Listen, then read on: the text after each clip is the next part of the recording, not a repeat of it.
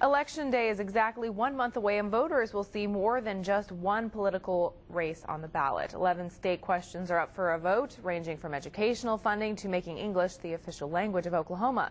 News on 6 reporter Lacey Lowry shows us today 2 state lawmakers who held a forum to educate voters about each of those questions facing Oklahomans at the ballot box.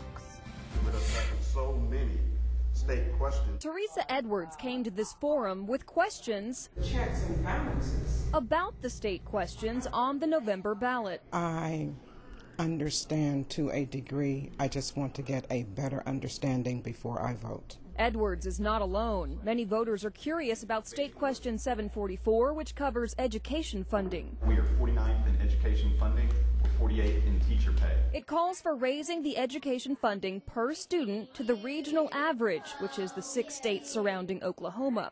Opponents say its cost is too high, and other state agencies would suffer drastic funding cuts. Supporters say this measure could reduce class size and cut down on the dropout rate. The state had 14,000 dropouts in 2009. Who is going to oversee that the money is channeled where it is said it will be channeled?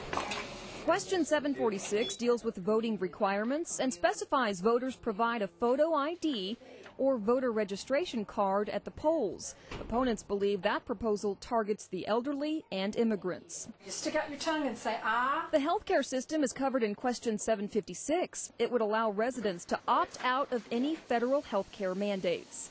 And State Question 751 proposes making English the unifying language of Oklahoma. You need access, and regardless if you speak English, Spanish. Michael Vaughn has more concerns than questions about that measure. They might not have the language ability.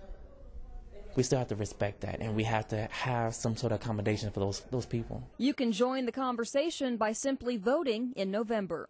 The other questions are about state budgets, judicial reform, term limits for elected officials, and how the redistricting committee is formed. You can read the full versions of all the state questions on our website, newson6.com. Lacey Lowry, the News on 6 Tonight.